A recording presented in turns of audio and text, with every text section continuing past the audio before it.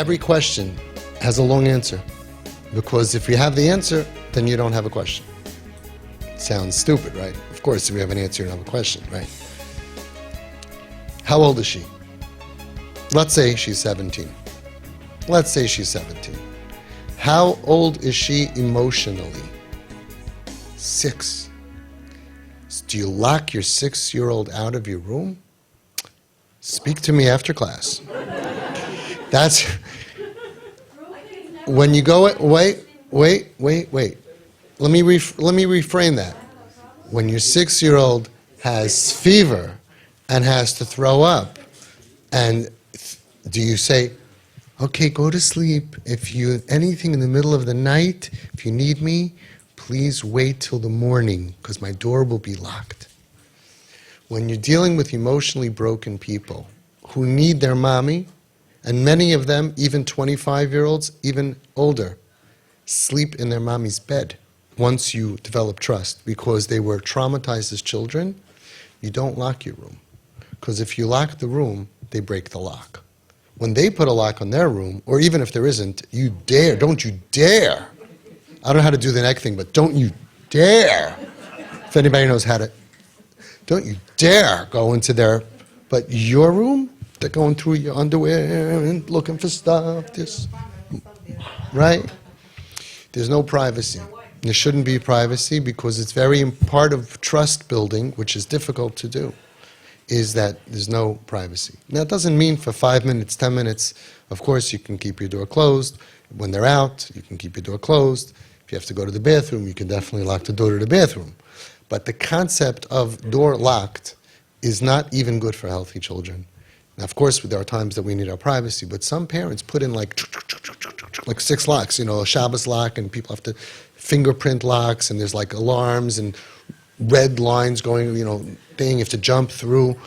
It's not meant to be a fortress. It's not meant to be a safe. It's meant to be, this is where mommy and daddy sleep, and the door's open almost all the time. And that's my opinion. But especially if you have a kid who's throwing up, if you have a kid who's sick. Now, we know this. All the answers are, what would we do if the child had physical illness, God forbid? Physical illness, when they're up at night and they sleep during the day, and they can't sleep, and they have aches and pains, whether it's cancer or, it doesn't matter what the illness is, whether it's fever, throwing up, from something mild to something much, much, much worse. Even the mildest, we say, don't worry, my door's open for you, come in any time, I'm not sleeping, my phone is on, call me, text me, I'm keeping it on. We know so well how to deal with physical illness. And when it comes to psychiatric, psychological, emotional problems, we're like totally dumb.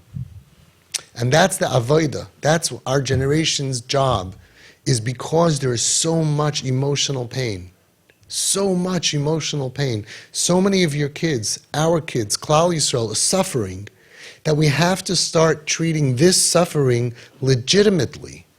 When we treat their illness and their pain with legitimacy, guess what happens to them? They calm down. They feel cared for.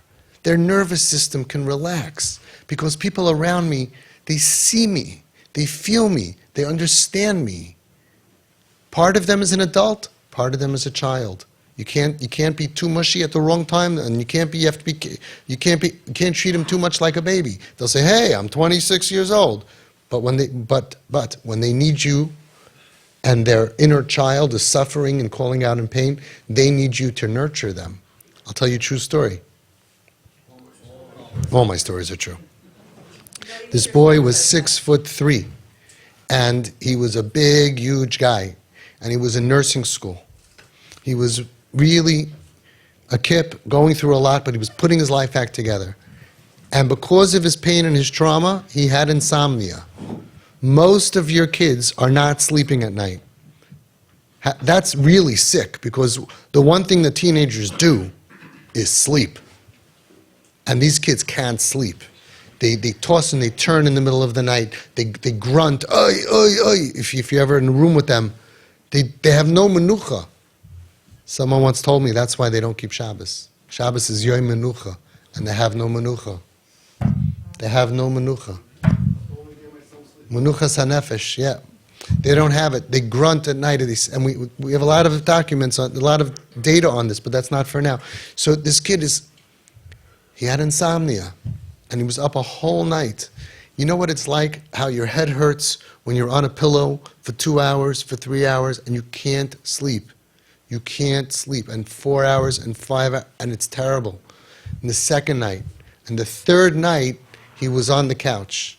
And his father went over to him and said, put your feet up, brought over something, put your feet up on the couch, on the thing. And he started massaging his son's feet. For half an hour, he was massaging his feet and calming him down, like a nurse to a sick child. And he fell asleep. The mother woke up in the morning. She's a deep sleeper. She woke up in the morning. Her son was in her bed, cuddling her, holding her. Like what age is that?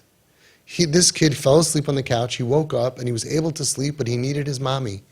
He needed his mommy. He went into his mommy's bed, and we have so many stories of kids doing that all over the world. It's all over. They come into your bed at night sometimes. Once you really do TP and you really rebuild the trust and you give them the safety to act the way that their inner child needs, they will come to you and you'll say, wow, I'm so happy I was there for you. They're not going to come to the door. Can you buzz me in? No. Door has to be open. You have to create safety. Also, even for regular children, it's not really my field. You could be chaylik on me if you want to. I'm very careful to say that. But having a Shabbos lock on the door to mommy and daddy's room is not a smart thing. But certainly when a kid is sick, we leave the door open. So your question of what do I do that I put a lock and she broke in? So first of all, buy a new one, right? First of all, I always say, I never ask you to stop doing something that works. It doesn't work to put a lock on the door. She'll break it. So that proves that I'm right, that you shouldn't have had a lock. Because when you do something wrong, they prove me right all the time. So what you do is, you tell her, I'm so sorry that you had to go through breaking the lock to the room. A way to open it, right? Leave it unlocked. Leave it unlocked, and don't lock your door.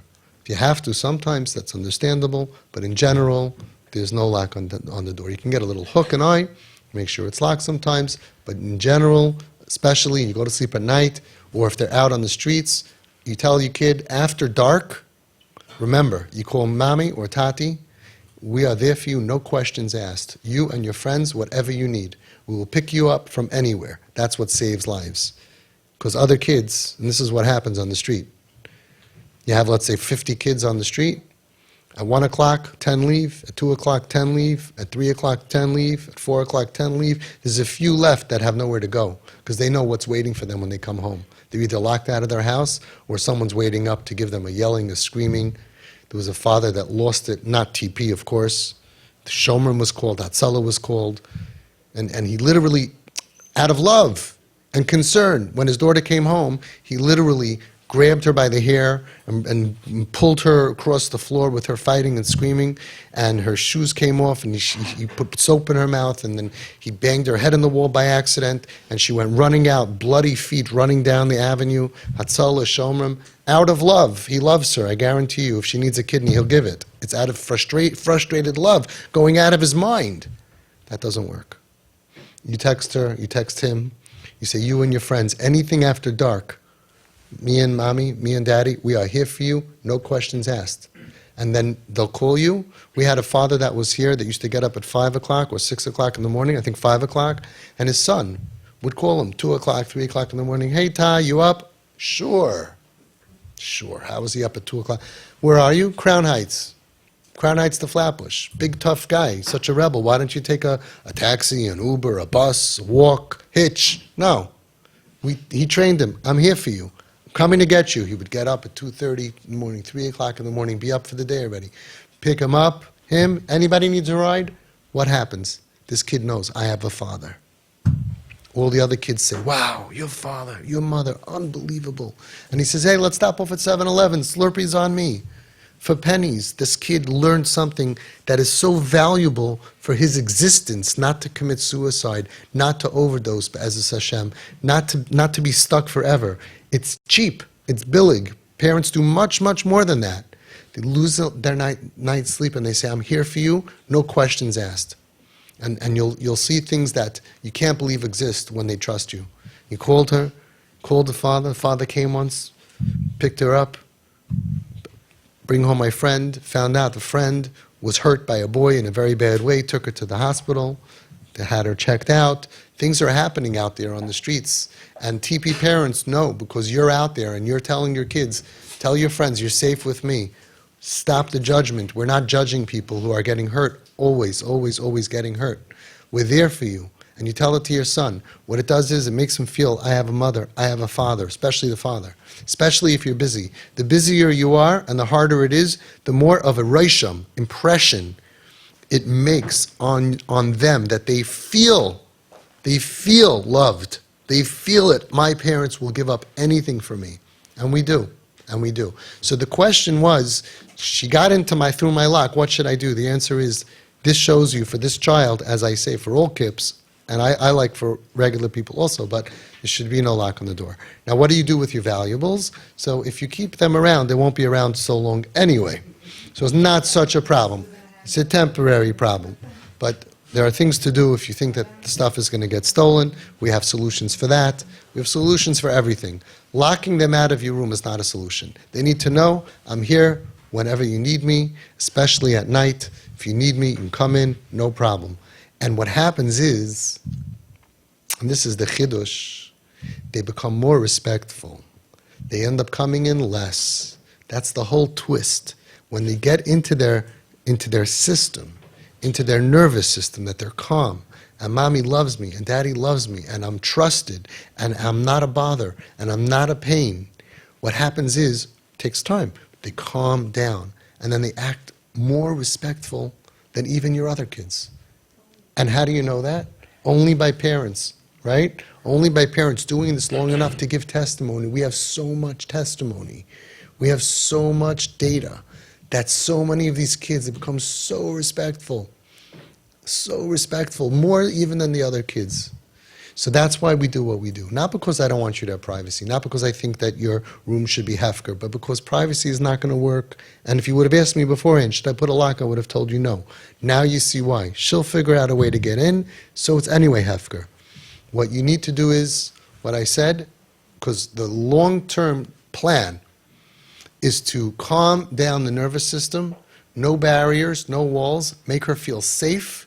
It's not easy to make these kids feel safe because they're very violated. It takes a lot to make them feel really safe. Never be stronger than your child. Never use control. Never pull anything. I have money, I'm controlling you with money, I'm not going to this, I'm not going to this, I'm not going to this, I'm bigger than you, I'm stronger. None of it. Not just I'm stronger than you, I'm going to beat you up. That's wrong. But even I'm older than you, I'm smarter than you, I have more experience than you. Anything that's above them is going to hurt them. What you want to do is you want to get under them and support them and build them. That's how you build people. You build sick, broken people from under them. There are two ways when someone's drowning. One way is you can grab their hair, their head, and try to pull them out. The other is you can go all the way down to their feet and push them up. With our kids, if you're going to try to show them, let me show you how to do it. I'll tell you a story. True story. All my stories are true. This father came here, big Talmud Chacham, gets up at 5 o'clock, gives a Daf Yomi Shir for 100 years, massive Talmud Chacham. He tells me, Avi, I went out of my comfort zone. I took my son, my kip, I took him to bowling, and I smeared him 2 games in a row. You idiot! You imbecile! You're supposed to build him. What you did was you showed him you are such a loser, not only in Gemara, but even in your bowling that you go every week, you're a loser. Now, I'm not telling you to lose on purpose. It's a little bit hard sometimes, but the idea is not to show them that you're a loser. The idea is to boost them. The idea is to make them feel good about themselves. The idea is to do, hi, Yeah, sometimes you have to try very hard. You have to bowl backwards, whatever. But you have to show them, boost them. Wow, you're great, you're amazing, you're fantastic. Because we're trying to rebuild broken essence that's been broken for many years. And every time you compliment and every time you boost from under them, not ahead of them, not like a normal kid, without power, without control, without being bigger than you fix a part of their essence that was broken. I hope I answered your question.